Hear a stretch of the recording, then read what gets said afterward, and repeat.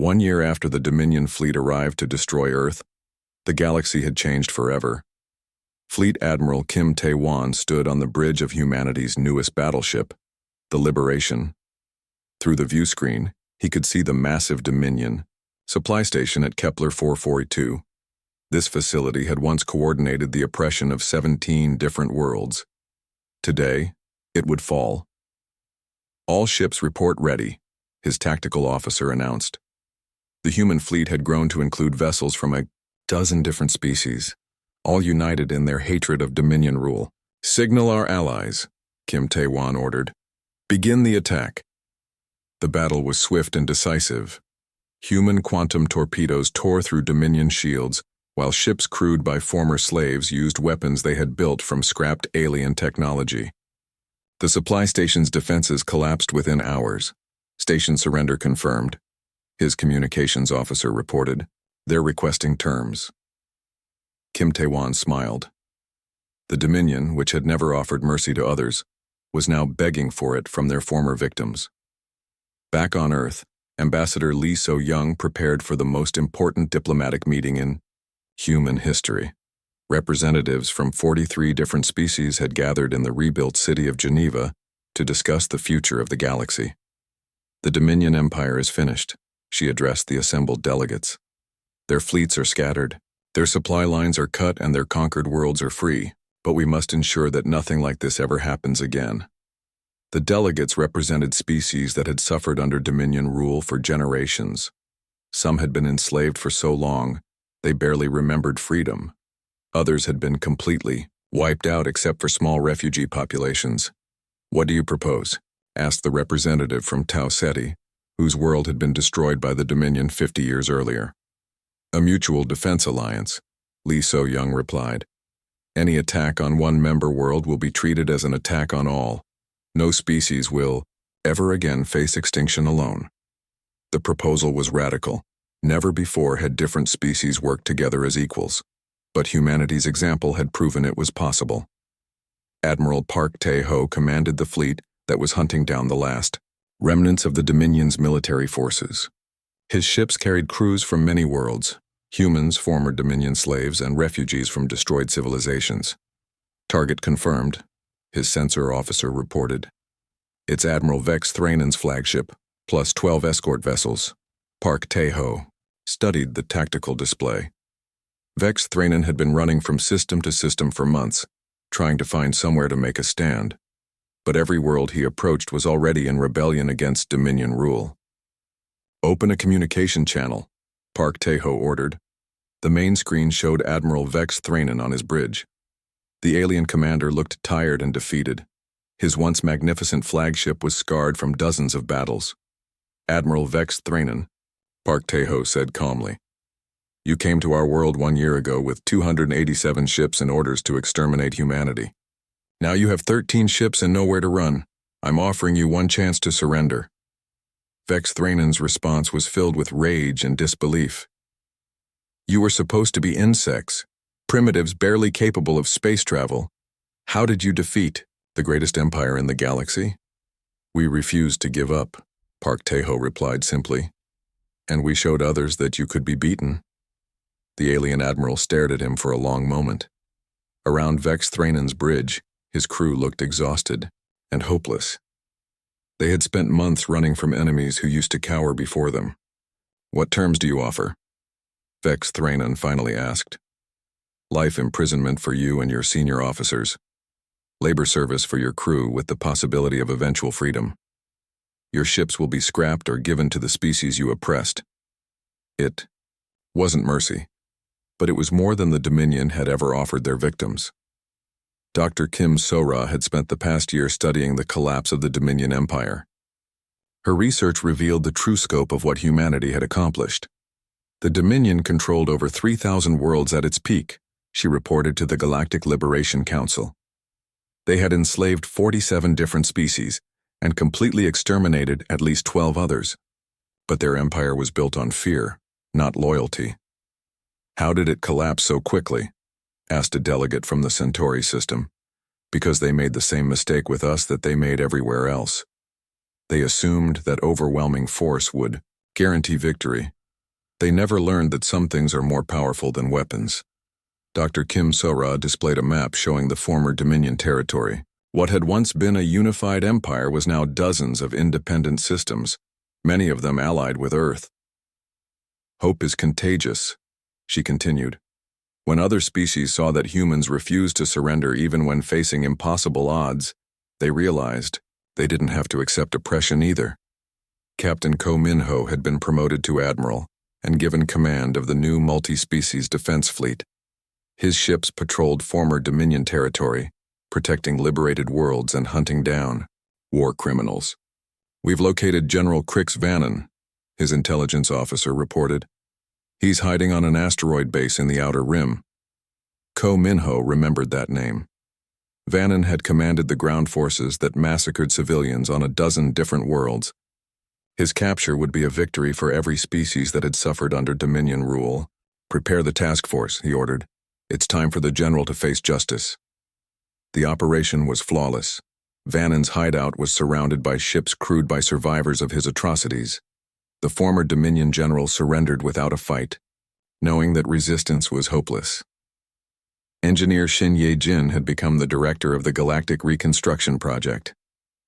Her teams were helping former Dominion worlds rebuild their civilizations and develop their own defense capabilities.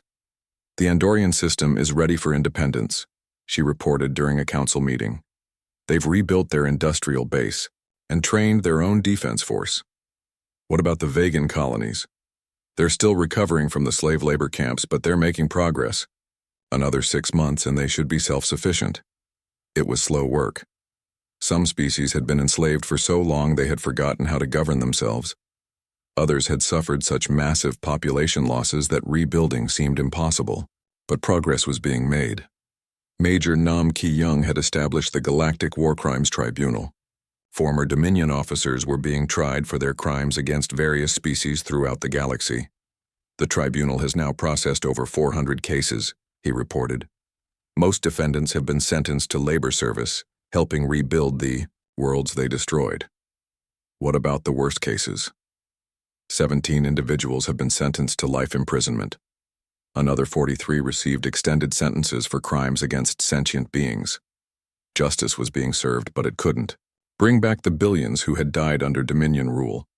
The best they could do was ensure it never happened again.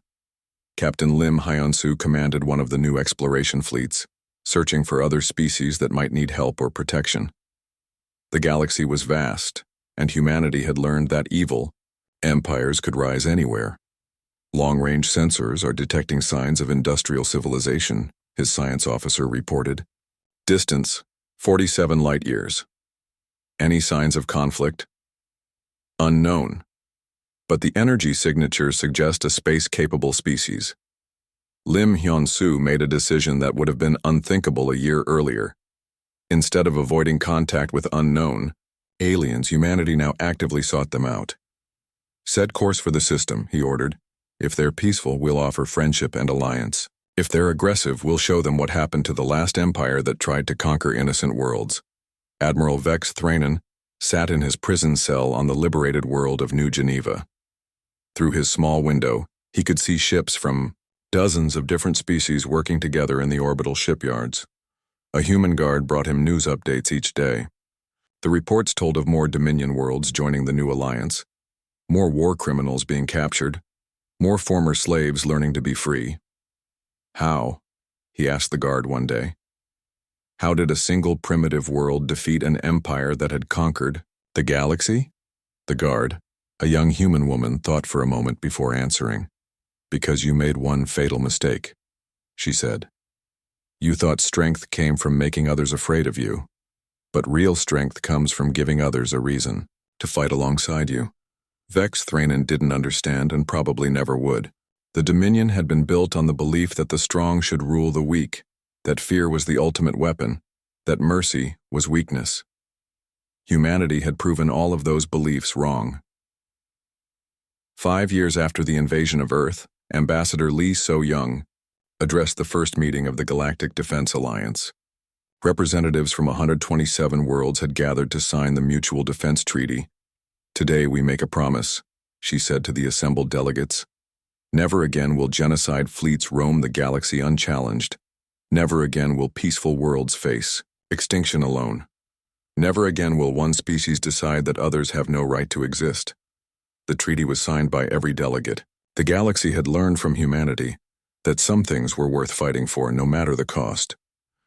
Dr. O'Hairi had become the director of the Alliance's research division. Her teams were developing new technologies not for conquest, but for defense and exploration. We're making good progress on the long-range detection. 6 months after the Dominion invasion began, something had changed in the solar system. The hunters had become the hunted. Commander Park Yun-seo's reconnaissance ship Shadow Walker drifted silently through the asteroid belt, its alien cloaking device hiding it from Dominion sensors. Her crew watched as another enemy supply convoy approached their position. Target analysis complete, her tactical officer whispered. 5 transport ships, 2 escort vessels. They're carrying power cells and weapon components to the main fleet. Park Yun-seo smiled. This convoy would never reach its destination. Over the past 3 months, her deep space reconnaissance fleet had destroyed dozens of similar convoys. The Dominion was learning that space around Earth was no longer safe for them. Signal the attack group, she ordered. We'll hit them at checkpoint Delta. The convoy never saw the attack coming.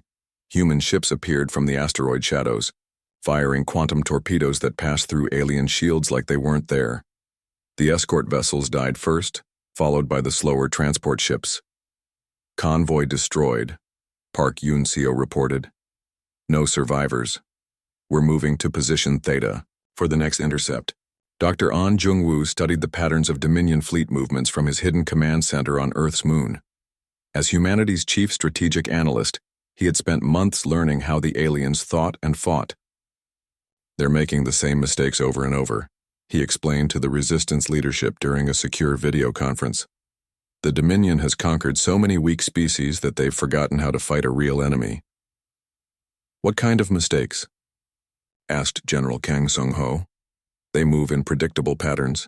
They use the same formations every time. They don't adapt their tactics even when we prove they don't work. Dr. An pointed to a tactical display showing Dominion ship movements. Look at this. Every supply run follows the exact same route. Every patrol uses the same search pattern.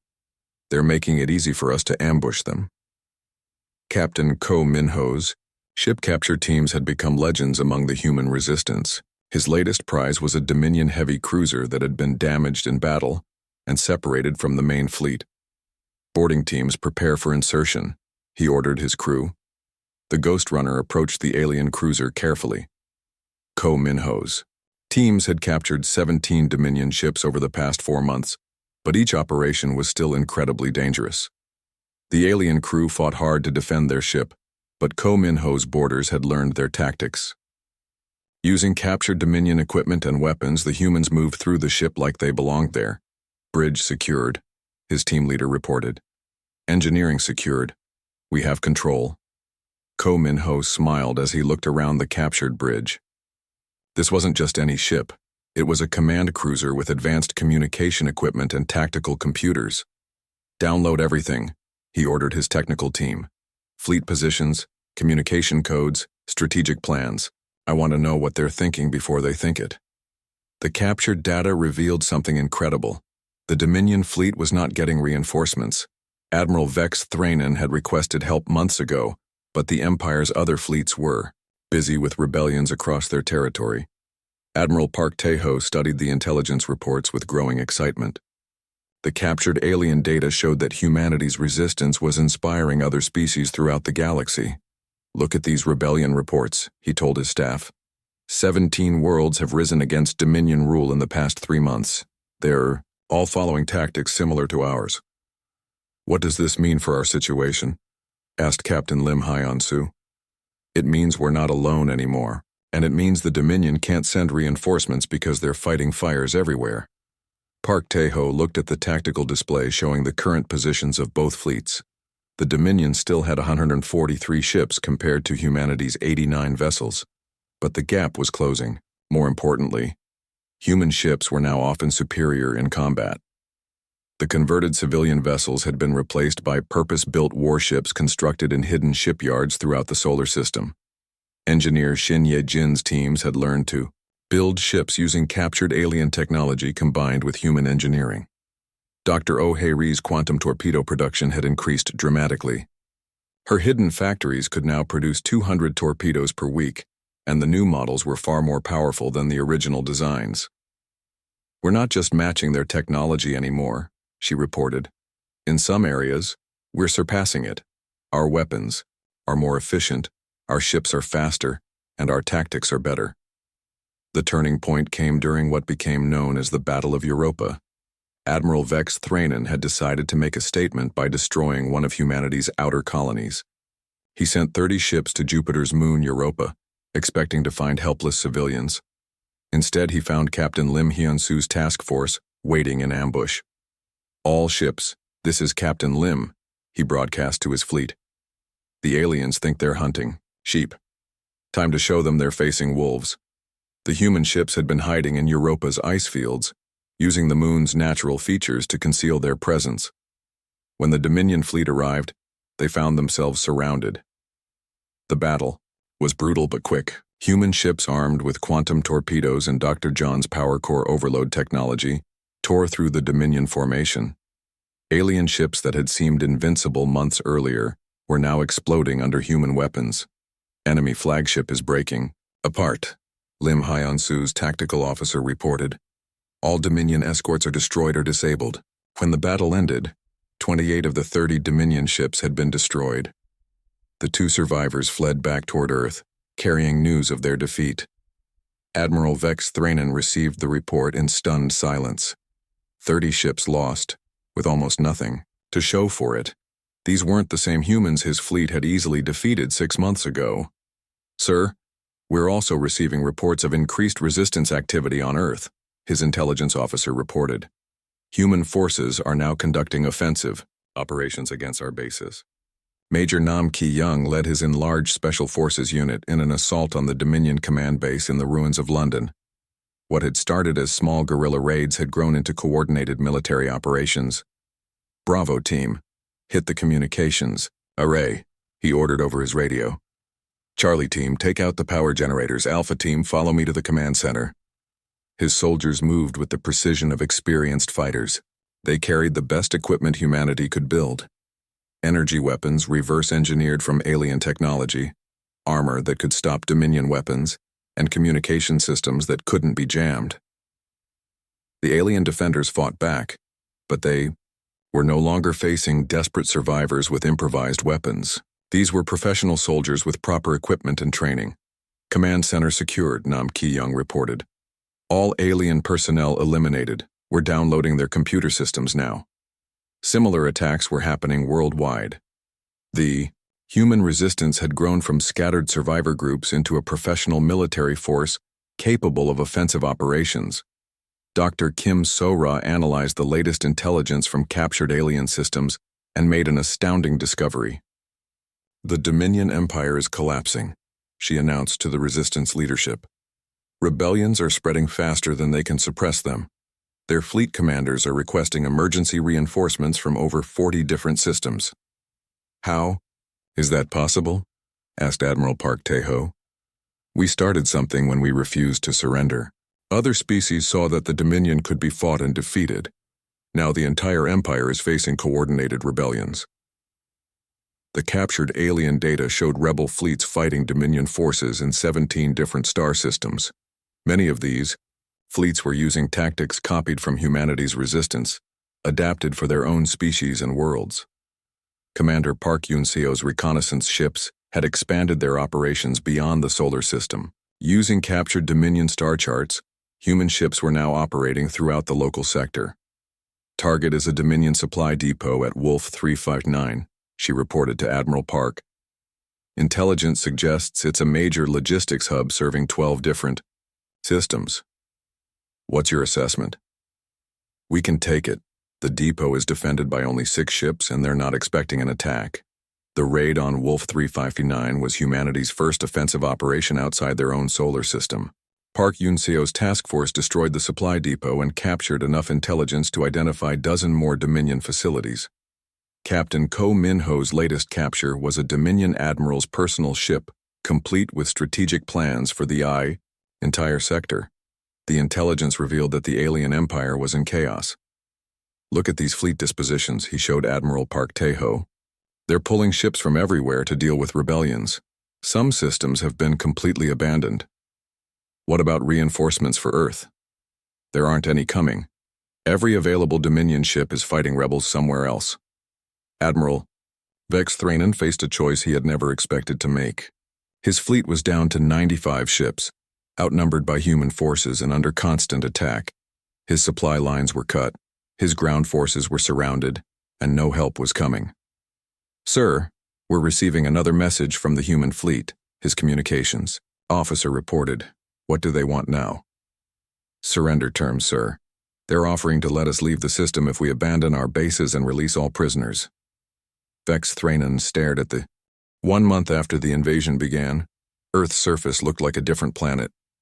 The blue skies were now gray with smoke. The green forests were charred black. The white clouds had been replaced by ash and radioactive dust. But deep underground, in hidden bunkers and cave systems, humanity refused to die. Captain Lim Hyun-soo stood on the bridge of the Indomitable, Earth's last heavy battleship. His ship was scarred from dozens of battles, held together by emergency repairs and sheer determination. Most of his fleet was gone, but the survivors had learned how to fight. "Target acquired," his weapons officer reported. "Dominion supply, convoy, 6 ships, heading toward the lunar base." Lim Hyun-soo smiled coldly. The aliens had made a mistake by building their main supply depot on the moon. It was supposed to be safe, protected by their fleet. But human ships had gotten very good at avoiding the main fleet. "Launch quantum torpedoes," he ordered. The Indomitable fired 4 of Dr. O's special weapons. The torpedoes flickered through space, passing through the convoy's shields like they weren't there. 3 alien supply ships exploded in brilliant flashes, direct hits. "Convoy destroyed," his tactical officer reported. "Good. Set course for the asteroid belt. We'll hide there until the next opportunity." This was how Earth's Space Force fought now. Quick strikes against supply lines, then disappearing before the main Dominion fleet could respond. They couldn't win big battles, but they could make the aliens pay for every supply run. Dr. John Mi-young worked in a hidden laboratory built inside an old subway tunnel. Around her, teams of scientists studied pieces of destroyed alien ships. Every scrap of Dominion technology was precious now. "I think I've figured out how their power cores work," she told her assistant. "They use controlled antimatter reactions, but the containment field has a weakness." "What kind of weakness?" "If we can overload the field with the right frequency of energy, the core will explode, turn their own ships into bombs." It was dangerous knowledge. The frequency needed to trigger the overload was very specific, and getting close enough to use it would be nearly impossible. But it was another weapon in humanity's growing arsenal. Sergeant Hong Sung-min led his squad through the ruins of what used to be Tokyo. His team was hunting alien patrol units that were searching for human survivors. The roles had reversed. Now the aliens were the ones being hunted. "Contact ahead," whispered his scout. 4 aliens, checking the collapsed shopping center. Hong Sung-min's team carried weapons they had taken from dead alien soldiers. The energy rifles were powerful but ran on limited battery packs. Every shot had to count. "Kim, circle around to the left. Park, take the right side. Lee, stay with me," he ordered quietly. The human fighters moved like ghosts through the rubble. They had learned that alien sensors could detect life signs but couldn't tell the difference between humans and the city's surviving animals. By moving carefully and staying near groups of stray dogs or cats, they could get close to their targets. The ambush was perfect. 4 alien soldiers died before they could raise an alarm. Hong Sung-min's team collected their equipment and disappeared back into the ruins. "Control, this is Hunter Team 7, he reported over radio. 4 more aliens eliminated. We're moving to Sector 12. These small victories were happening all over Earth. The Dominion had expected to find scattered, terrified survivors. Instead, they found organized resistance that struck without warning and vanished like smoke. General Kang Sung-ho coordinated the planet-wide resistance from his underground command center. Maps on his walls showed blue dots for human-controlled areas and red dots for alien bases. Surprisingly, there were more blue dots than red ones. "Sir, we're getting reports from all sectors," his aide reported. "Resistance activity is up 40% this week. The aliens are having to use more and more troops just to protect their supply lines." Kang Sung-ho nodded. The Dominion had made another mistake. They had expected humans to hide and wait to be killed. Instead, humans were actively hunting their occupiers. What about the space situation? Captain Lim's fleet destroyed another supply convoy yesterday. Admiral Park's reconnaissance ships report that the alien fleet has lost about 50 vessels to our attacks. 50 ships out of nearly 300. It wasn't enough, but it was progress. Dr. Oh Hai-ri had expanded her quantum torpedo production. Working with salvaged materials and equipment from destroyed alien ships, her team could now build about 30 torpedoes per week. The new torpedoes are 20% more powerful than the original design, she reported to the resistance leadership, and I think we can modify them to carry Dr. John's power core overload frequency. How would that work? Instead of just exploding when they hit, the torpedoes would broadcast the overload signal. Any nearby alien ships would have their power cores go critical. It was a weapon that could turn one torpedo into a ship killer, but they would need to test it first, and that meant risking their limited supply of quantum torpedoes. Admiral Park Tae-ho's reconnaissance fleet had grown to include ships from human colonies throughout the galaxy. When news of Earth's fight reached other systems, volunteers came from everywhere. The Frontier Spirit had traveled from a mining colony 6 months away. Its crew of 200 miners had converted their ship into a warship using plans sent from Earth. They weren't trained soldiers, but they were determined to help.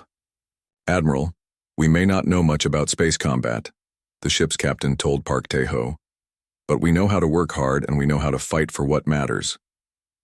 Similar ships arrived every week: colony vessels, trading ships, even passenger liners converted into fighting ships. None of them were proper warships, but all of them were crewed by humans who refused to let Earth die alone. Captain Ko Min-ho had the most dangerous job in the human fleet. He commanded a team of volunteers who specialized in capturing alien ships. It was incredibly risky work, but the intelligence and technology they gathered were invaluable. "Target is a damaged Dominion escort," he told his boarding team. "Sensors show minimal crew. Probably a repair mission." His ship, the Ghost Runner, approached the alien vessel carefully. It had been damaged in the previous day's fighting and was moving slowly toward the Dominion fleet for repairs. "Boarding torpedoes. Ready," his weapons officer reported. Ko Min-ho's team used modified mining equipment to cut through alien hull armor. They moved fast, knowing they had only minutes before Dominion reinforcements arrived. The alien crew fought desperately, but they weren't prepared for humans and captured Dominion armor using their own weapons against them. Ko Min-ho's team secured the ship and began downloading its computer systems. "We've got star charts, fleet communications, and tactical data," his computer specialist reported. "This is a gold mine." The captured escort became humanity's first fully functional Dominion warship. More importantly, the data they recovered revealed critical information about alien technology and battle tactics. Dr. Kim So-ra studied the captured data with growing excitement. The Dominion's empire was much larger than they had thought, but it was also much more fragile. "Look at these supply routes," she told the resistance leadership. "The Dominion controls thousands of worlds, but they rule through fear. Most of their conquered species are slaves, forced to work for the empire. What does that mean for us? It means they have enemies everywhere. If we can survive long enough and fight hard enough, we might inspire other species to rebel." Admiral Vex Thranen was no longer the confident commander who had arrived to destroy Earth. His fleet was down to 197 ships, and human resistance was stronger than ever. Worse, his supply lines were under constant attack. "Sir, we've lost contact with Supply Convoy 7, his communications officer reported. "That's the third convoy this week." What about the ground situation? Our forces control the major population centers, but human resistance owns everything else. We're having to escort every supply run with heavy guards. Vex Thranen looked at the tactical display. What should have been a simple extermination mission had turned into a costly occupation. And every day he stayed, more human ships arrived. From their colonies. Increase bombardment of the major cities, he ordered. If we can't root out the resistance, we'll destroy everything they're trying to protect. But as the order went out, Vex Thranen wondered if it would make any difference. These humans didn't seem to care about casualties. They just got angrier and fought harder. Captain Lim Hyun-soo received orders for the most ambitious mission yet. His fleet would attack the Dominion supply depot on the moon, using quantum torpedoes and Dr. Jian's power core overload technology. This is our chance to really hurt them, Admiral Park Tae-ho told him over secure communication. That depot supplies their entire fleet. If we can destroy it, they'll be forced to rely on supplies from home. Lim Hyun-soo studied the mission plan.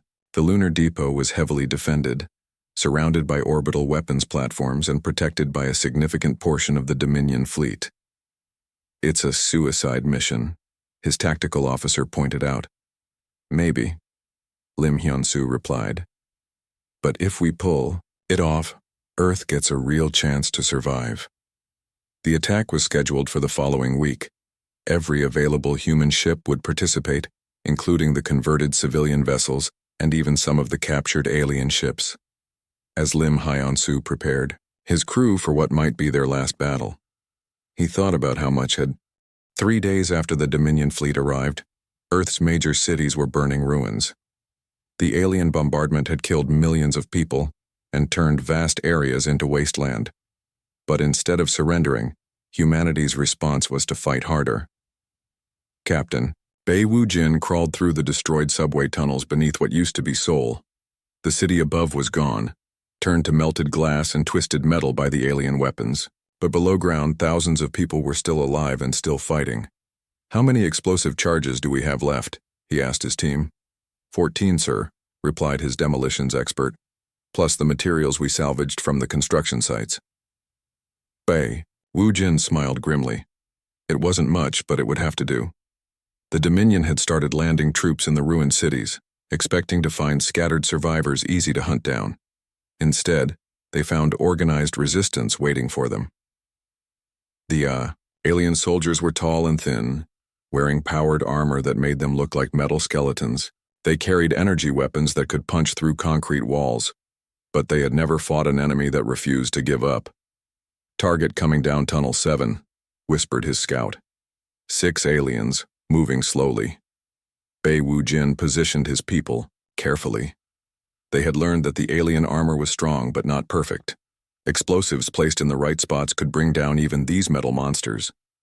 The Dominion patrol entered the junction, where Bei Wu-jin's team was waiting. They moved confidently, their sensors telling them the area was clear of life signs. What the sensors couldn't detect were the improvised bombs hidden in the rubble. Now, Bei Wu-jin whispered into his radio. The tunnel exploded in fire and smoke. When the dust cleared, 3 alien soldiers were down and the others were damaged. Human fighters emerged from hidden positions, using salvaged alien weapons to finish off the survivors. Collect their equipment, Bei Wu-jin ordered. Every weapon, every piece of armor, we'll need it all. Similar scenes were happening all over Earth. Major Nam Ki-young's Special Forces team struck at alien supply depots using nothing but determination and improvised weapons. Dr. Oh Hae-ri worked in a hidden laboratory deep in the mountains, trying to find ways to fight back against impossible odds. Dr. Oh Hae-ri stared at the equations on her computer screen. She had been working for 72 hours straight, surviving on stimulants and sheer willpower. Her team was trying to solve an impossible problem: how to make weapons that could hurt the Dominion ships. The alien shields work by redirecting energy, she explained to her assistant. Normal weapons hit the shield and get bounced away. But what if we could make weapons that don't follow normal rules? What do you mean, Doctor? Quantum physics. If we can make torpedoes that exist in multiple dimensions at once, they might be able to pass through the shields entirely. It was theoretical science at best, and completely crazy at worst. But with Earth dying around them, crazy ideas were all they had left. Admiral Park Tae-ho's fleet was down to 31 ships. The converted civilian vessels had proven brave but fragile under alien fire. His remaining warships were damaged and running low on ammunition, but they kept fighting. "Sir, we're getting reports from the surface, his communications officer said. "The resistance groups are actually hurting the alien ground forces. Captain Bay's team destroyed an entire alien battalion yesterday." Park Tae-ho felt a spark of hope. The Dominion had expected humanity to collapse after losing its cities. Instead, humans were fighting back from underground bunkers and hidden bases. "What about Dr. O's weapon project?" "She says she'll have something for us to test within 48 hours. Park Tae-ho nodded. 48 hours. They just had to survive for 2 more days. The Dominion Admiral Vex Thranon was growing frustrated. His fleet should have finished off this pathetic species days ago. Instead, human resistance was actually increasing. His ground forces were taking casualties from guerrilla attacks, and the human fleet refused to stay destroyed. "How many ships do they have left?" he demanded from his bridge. "Approximately 30 vessels, Admiral," his tactical officer replied, "but they keep building more from civilian ships." "Impossible. We destroyed their shipyards. They appear to be using hidden facilities, sir, and salvaging parts from destroyed ships." Vex Thranon looked at the tactical display showing Earth. Red markers showed where his forces controlled territory. Blue markers showed human resistance activity. There were far too many blue markers. "Double the bombardment of their cities," he ordered. "If they want to hide underground, we'll bury them there." Engineer Shin Ye-jin had moved her operations to asteroid mining stations outside Earth's orbit. Using salvaged parts and desperate engineering, her teams continued building new ships from whatever they could find.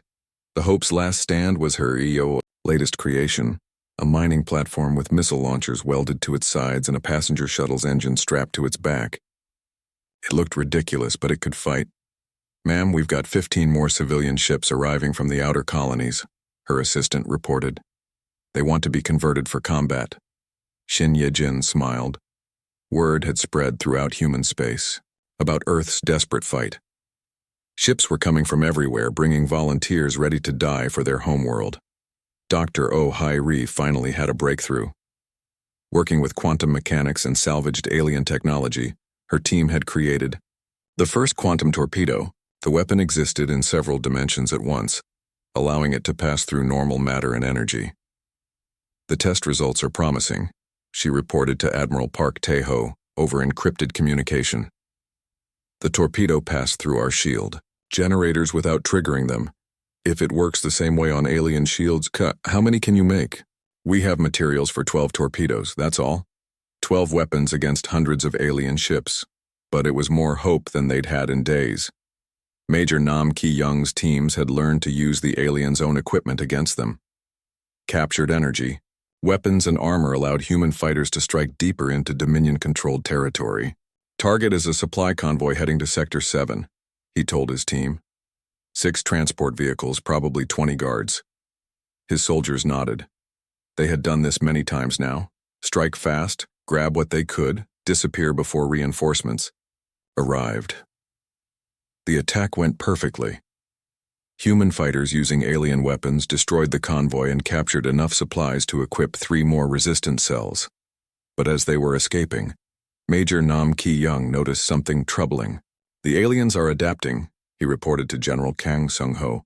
"They're changing their tactics, improving their security. They're learning from our attacks." "Are you saying we should stop the raids?" "No, sir. I'm saying we need to learn faster than they do." Admiral Park Tae-ho prepared for what might be humanity's last major space battle. His fleet of 31 ships, reinforced by Engineer Shin's latest converted vessels, would test Dr. O's quantum torpedoes against the Dominion fleet. The plan was simple. Get close enough to fire the special torpedoes, then see if they could actually penetrate alien shields. If it worked, they might have a chance. If it failed, Earth's space defense would be finished. "All ships, this is Admiral Park," he broadcast. "We're going to try something new today. If it works, we might finally be able to hurt these invaders. If it doesn't work, at least we'll go down fighting." The human fleet approached the Dominion, ships in a scattered formation. The aliens responded as expected, moving to intercept and destroy the smaller human vessels. But this time, Park Tae-ho had a surprise waiting. "Fire quantum torpedoes," he ordered. 12 strange weapons launched from his flagship. They looked like normal torpedoes but moved differently, seeming to flicker in and out of existence. The first quantum torpedo hit a Dominion cruiser. Instead of being stopped by the ship's shields, it passed right through and exploded inside the hull. The massive alien vessel shuddered and lost power. "Direct hit," his weapons officer shouted. "The torpedo penetrated their shields." More quantum torpedoes found their targets. 2 Dominion ships were badly damaged and 1 escort vessel was completely destroyed. For the first time since the invasion began, human weapons were actually hurting the alien fleet. But 12 torpedoes weren't enough to turn the battle. The Dominion fleet still had over 200 ships, and they were angry now. Alien weapons turned toward the human fleet with new intensity. The converted mining ship Determination was hit by multiple energy beams.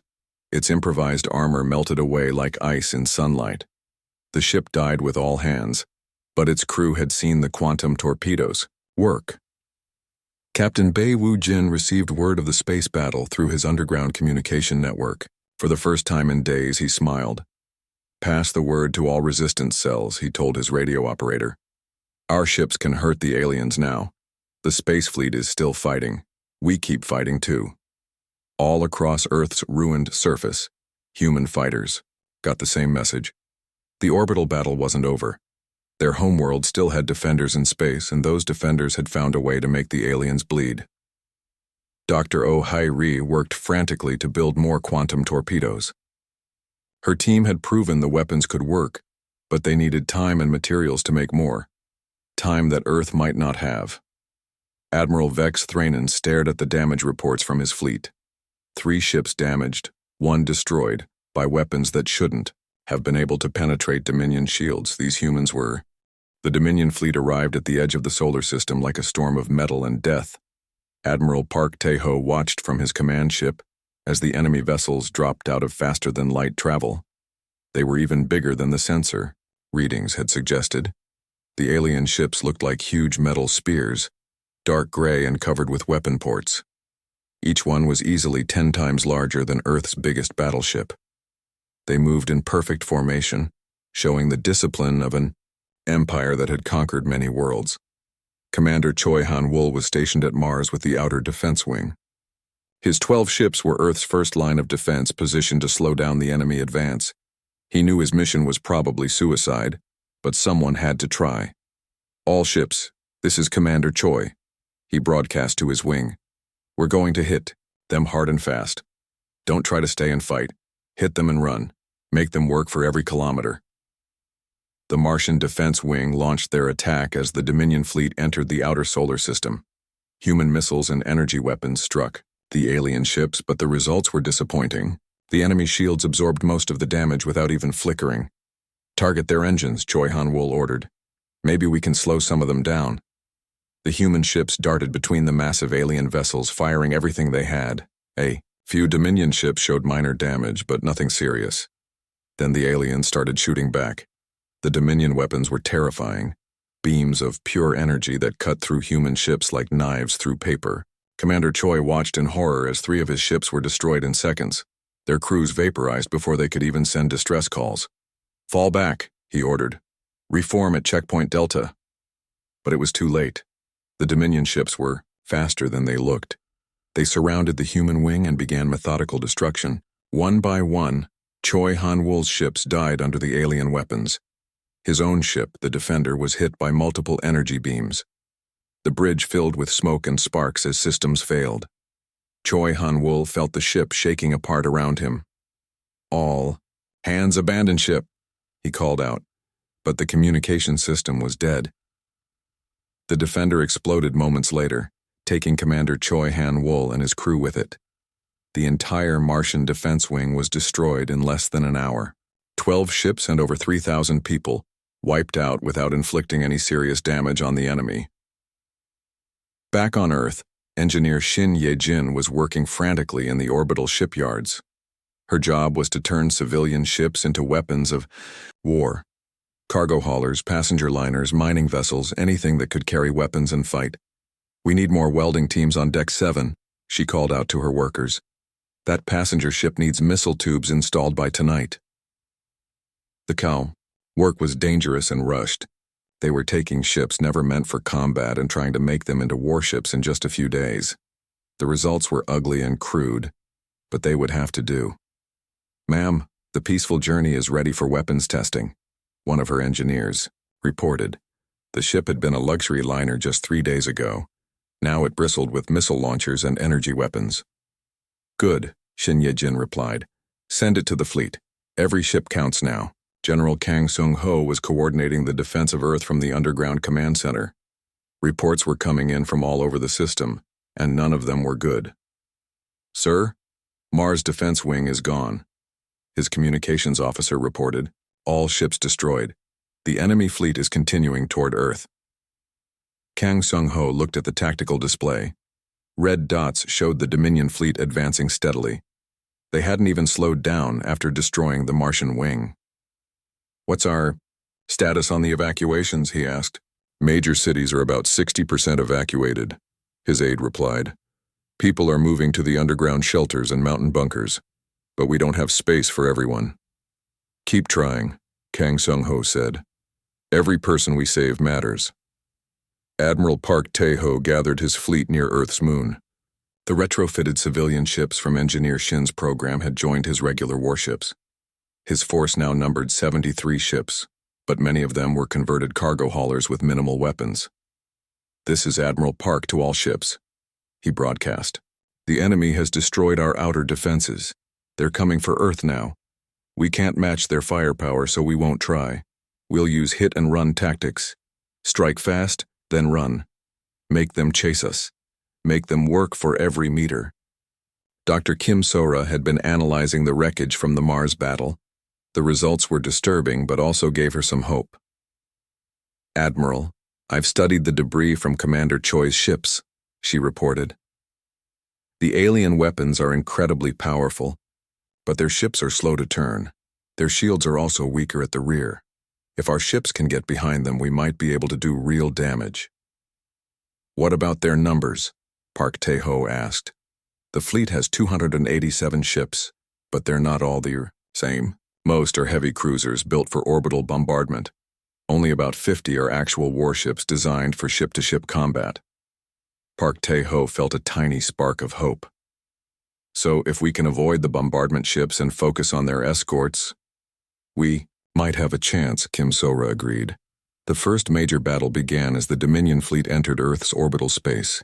Admiral Park Tae-ho led his ships in a series of quick attacks, targeting the smaller escort vessels while avoiding the massive bombardment ships.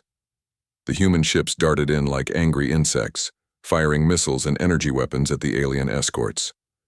Several Dominion ships took damage, and one escort was actually destroyed when a lucky shot penetrated its rear shields, but the cost was high. The aliens adapted quickly to human tactics. Their formation tightened, making hit-and-run attacks more dangerous. Human ships began dying faster than they could inflict damage. The converted cargo ship Iron Will was caught by 3 Dominion cruisers. Its improvised armor couldn't stop the alien weapons. The ship broke apart, its crew of 200 civilians turned warriors dying as heroes. "We can't keep this up," Park Tae-ho's tactical officer reported. "We're losing ships faster than we're damaging. Park Tae-ho watched another of his ships die. The Courage, a converted mining vessel, disappeared in a ball of fire. Good people, brave people, dying because they refused to let Earth fall without a fight. "Sir, the enemy is beginning orbital bombardment," his sensor officer reported. On Earth's main screen, they could see the first Dominion bombardment ships moving into position above major population centers, their weapons charged with energy that could melt continents. "All ships, new priority," Park Tae-ho ordered. "Forget the escorts. Hit the bombardment ships. Stop them from destroying our cities." The human fleet turned toward the massive alien vessels hovering over Earth. These ships were even bigger than the escorts, covered with thick armor and powerful shields. But they had to be stopped. Engineer Shin Ye-jin's hastily converted ships joined the desperate attack. The passenger liner, Peaceful Journey, fired all its missiles at a Dominion bombardment ship. Most of the weapons were stopped by shields, but a few got through, leaving small scars on the alien hull. The Dominion ship turned its weapons on the Peaceful Journey. The converted liner had no chance. It died quickly, but its crew had made their mark on the enemy. General Kang Seung-ho received the first reports of orbital bombardment. The city of New Shanghai was hit by energy beams from space. The weapons turned buildings to vapor and melted the ground itself. "How many casualties?" he asked, dreading the answer. "Difficult to estimate, sir. The city center is completely gone. Maybe 200,000 people." Kang Seung-ho closed his eyes. 200,000 people dead in seconds, and this was just the beginning. Dr. Kim So-ra made a disturbing discovery while studying more alien ship debris. The Dominion had done this before many times. Their ship databases contained records of dozens of destroyed worlds. "Admiral, you need to see this," she told Park Tae-ho during a brief pause in the fighting. "The aliens have destroyed 47 different species over the past century. They have a standard procedure for it." "What kind of procedure?" "First, they destroy the orbital defenses. Then they bombard the major population centers. Then they land troops to hunt down survivors. They don't take prisoners, Admiral. They don't negotiate. They just kill everything." Park Tae-ho felt rage building in his chest. This wasn't war. This was extermination. The aliens weren't trying to conquer Earth. They were trying to wipe out humanity entirely. "How long do we have before they start landing troops?" he asked. "Based on their previous attacks, about 12 hours after orbital bombardment begins." Park Tae-ho looked out at Earth, where fires were burning in 3 major cities. The Dominion ships continued their methodical destruction, turning humanity's home into a graveyard, but the human fleet was still fighting. Converted cargo ships and passenger liners flew alongside military warships, all of them crewed by people who refused to give up. They were losing, dying, being overwhelmed by superior numbers and technology. But they were making the aliens pay for every kilometer, every city, every human life. The Dominion had expected an easy conquest. Instead, they were fighting the most stubborn species they had ever encountered. Captain Lee Min-soo stared at the sensor readings on his ship's main screen. Something was wrong. Very wrong. The numbers didn't make sense. His patrol ship, the Dauntless, had been doing routine checks at the edge of Earth's solar system when the readings started going crazy. "Run the scan again," Lee Min-soo told his crew. They were good people, trained well, but they looked worried now. "Sir, the readings are the same," said his sensor officer. "Something big is coming, really big." Lee Min-soo looked at the screen again. The computer was showing massive objects moving toward them. Not 1 or 2 objects, hundreds of them. Each one was huge, bigger than any ship humans had ever built. They were moving fast, too fast for normal space travel. "Send a message to Earth Defense Command," Lee Min-soo ordered. "Tell them we have unknown contacts approaching the system. Many unknown contacts." His communications officer tried to send the message, but something went wrong. The ship's systems started failing one by one. First, the engines stopped working properly, then the weapons went offline. Finally, even the basic life support systems began to struggle. "Captain, we're losing power," his engineer reported. "Something is jamming our systems." Lee Min-soo understood what was happening. Whatever was coming toward them didn't want them to warn Earth. These weren't friendly visitors coming to say hello. These were enemies, and they were bringing war. "Keep trying to send that message," he told his crew. "Even if we can only get part of it through, Earth needs to know." Back on Earth, Admiral Park Tae-ho was having a normal day at Defense Command. He was reviewing patrol reports and checking on the fleet's training exercises. Earth had been peaceful for many years. The human colonies were growing, and trade with other systems was good. War seemed like something from the old history books. Then, the emergency alarm started ringing. "Admiral, we're getting a broken transmission from Captain Lee's patrol ship," his communications officer said. "The signal is very weak, but we can make out some words. He's reporting large unknown ships approaching the system." Park Tae-ho stood up quickly.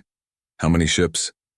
"The transmission cuts out, sir. We can hear hundreds and hostile intent, but then nothing." Try to contact the Dauntless, Park Tae-ho ordered. We've been trying, sir. No response. Park Tae-ho felt cold fear in his stomach. Lee Min-soo was one of his best captains. If his ship had gone silent after reporting enemy contacts, it meant something terrible was happening. Get me Dr. Kim So-ra from the Science Division, Park Tae-ho said, and call Colonel Yoon Da-eun. We need to know what we're dealing with. Dr. Kim So-ra arrived at Defense Command within an hour. She was young, but very smart, specializing in studying alien life and technology. When she saw the partial sensor, data from the Dauntless, her face went pale. These aren't exploration ships, she told Park Tae-ho. Look at these designs. No civilian areas, no science equipment. These are pure warships. They're built for only one thing: destroying other ships and planets. Colonel Yoon Da-eun studied the tactical information. As head of strategic defense planning, it was her job to figure out how to protect Earth from threats. But the numbers she was seeing made her sick with worry. Admiral, if Dr. Kim is right about the number of ships, we're in serious trouble, she said. Earth's defense fleet has 47 ships. These sensor readings suggest at least 300 enemy vessels, each one much larger than our biggest battleship. Park Tae-ho looked at the star charts on the main screen. Red dots showed where the enemy fleet was moving. They were heading straight for Earth, not slowing down, not trying to communicate. How long do we have? He asked. At their current speed, maybe 72 hours, Yoon Da-eun replied. Maybe less. The next few hours were chaos at Defense Command. Messages went out to all human colonies, warning them to prepare for attack. The defense fleet was called back to Earth immediately. Civilian ships were told to move away from major population centers. Dr. Kim So-ra worked with her team to analyze every piece of data they had about the approaching fleet. What she found made the situation even worse. Admiral, I think I know who these are, she said during an emergency meeting. Our deep space probes have picked up stories from other systems. There's an empire out there called the Dominion. They don't talk to other species. They don't trade or negotiate, they just show up and destroy everything. What do they want? Park Tae-ho asked. Nothing we can give them, Kim So-ra replied. They don't take prisoners or slaves. They just eliminate any species they see as a threat, and apparently they see everyone as a threat. Colonel Yoon Da-eun had been running battle simulations all day. None of them showed good results for Earth. We can't win a direct fight, she reported. Their ships are too big and too strong. Our best hope is to make them pay a high price and hope they decide we're not worth the trouble. What are our options? Park Tae-ho asked. We could try to evacuate the major cities, Yoon Da-eun said. Get people into shelters or off-planet. We could also try hit-and-run attacks, using our ship's speed advantage to avoid direct combat. Park Tae-ho nodded. Do both. Start the evacuations immediately, and get me a meeting with all fleet commanders. We need to plan our defense. As night fell on Earth, millions of people looked up at the stars and wondered if they would see another sunrise. The news had spread quickly. An alien fleet was coming, and it wasn't coming in peace. In space, Earth's defense fleet gathered near the moon. 47 ships against hundreds.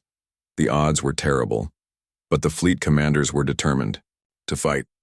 This was their home, their families, their entire species at stake. Admiral Park Tae-ho stood on the bridge of his flagship, looking out at Earth. It was beautiful from space, blue and green and white, full of life. In less than 3 days, that alien fleet would arrive with orders to destroy everything. Sir, we're receiving the first reports from our outer sensor stations, his tactical officer reported. The enemy fleet is now visible on long-range sensors. The computer estimates 287 vessels, with more possibly hidden behind the larger ships. Park Tae-ho closed his eyes for a moment. 287 ships, each one built for war. Coming to wipe out humanity without warning, without mercy, without even trying to talk first. Send a message to all ships, he said. Tell them we know the odds. Tell them we know what we're facing. But also tell them that this is our home, and we will defend it. We may not be able to stop them, but we can make sure they remember the price of trying to destroy Earth.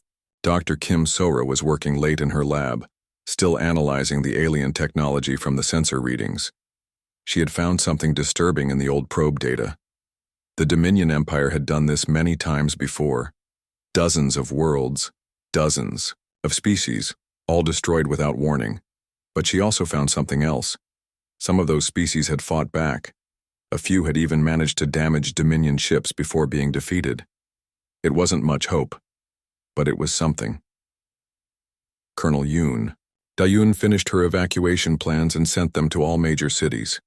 Underground shelters, mountain caves, anything that might protect civilians from orbital bombardment. It wouldn't save everyone, but it might save some. As the hours passed, more information came in from the deep space sensors.